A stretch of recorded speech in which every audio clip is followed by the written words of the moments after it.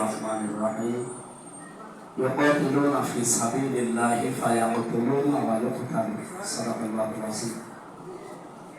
আজকের মহতী অনুষ্ঠানের সম্মানিত প্রধান অতিথি, আমাদের দায়িত্বশীল শ্রদ্ধাভাজন জনাব মোবারক হোসেন, আমার আগে যিনি আমাদেরকে কিছু কথা শোনাচ্ছিলেন, আমাদের শ্রদ্ধাভাজন দায়িত্বশীল জনাব একে মানি মহসিন স্যার সহ আজকে সম্মানিত সভাপতি অধ্যাপক আবুল হাসিম শ্রদ্ধাভাজন জেলা আমির, সামনে দায়িত্বশীল ভাইরা, আমরা যেহেতু কথা শুনলে মুসলমান হিসাবে আমরা কথা শুনি কোরআন থেকে। কোরআনে কারিমের সূরা তাওবার এই মাঝের অংশটা আমি আজকে পড়ছিলাম দিনের বেলায়। আল্লাহ রাব্বুল আলামিন জানিয়েছেন ইউকাতিলুনা ফি সাবিলিল্লাহ, তারা লড়াই করে আল্লাহর রাস্তায়, ফায়াকুতুলুনা ওয়া ইউকতালুন, আগে মারে এরপরে মরে। আমাদের সেই সময় এখন সামনে, আগে মরে গেলে হবে না, আগে মারা লাগবে। যেহেতু আয়াতের মাঝখানে আরম্ভ হয়েছে ইউকাতিলুনা, লড়াই দিয়ে, এটা বসে থাকার কাজ লড়াই না। এই লড়াই বিভিন্ন পর্যায়ে হতে পারে, সেরকম পর্যায়ে যদি আসে, আমরা ভোটযুদ্ধ শুধু নাম শুনছি।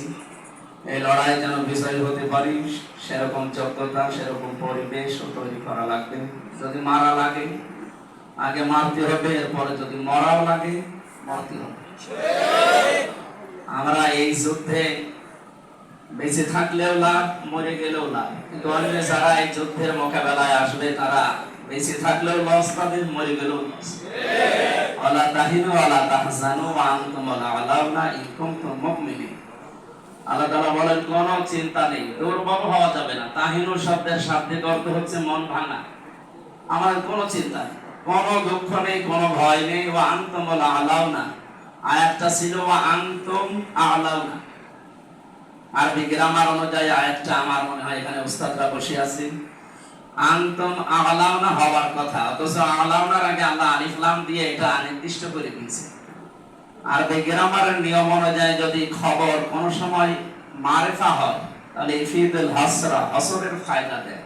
এটার বাংলা অর্থ দাঁড়ায় হবে।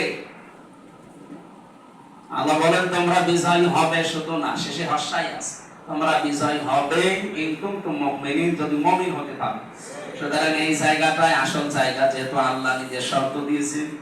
এই শর্ত আমরা যত বেশি পূরণ করতে পারবো সামনে ইখলাসের সাথে, আশা করছি বিজয় আল্লাহ দেবে, শুধু না দেবে অবশ্যই। এই আশাবাদ ব্যক্ত করছি, সবার দোয়া চাচ্ছি।